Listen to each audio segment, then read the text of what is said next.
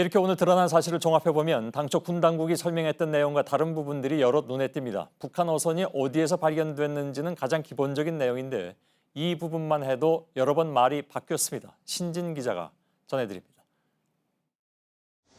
군 당국은 당초 북한 어선이 어디서 발견됐는지 정확한 위치를 밝히지 않았습니다.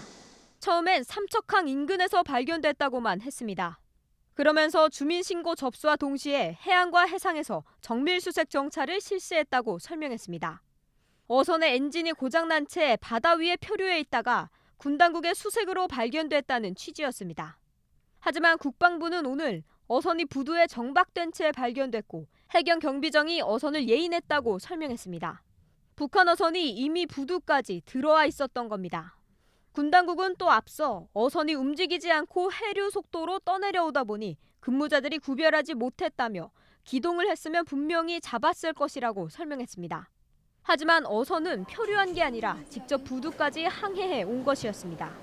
감시체계 부실을 은폐하거나 축소하려는 게 아니냐는 논란이 제기되는 대목입니다.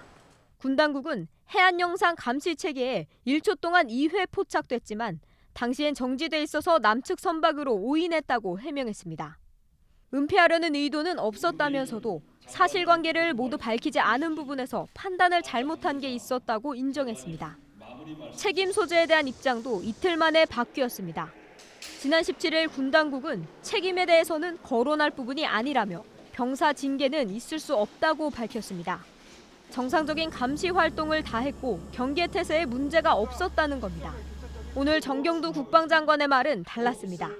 경계작전 실태를 꼼꼼하게 되짚어보고 이 과정에서 책임져야 할 인원이 있다면 엄중하게 책임을 져야 할 것입니다. 군 당국은 성급했다는 점을 인정한다고 해명했습니다. JTBC 신진입니다.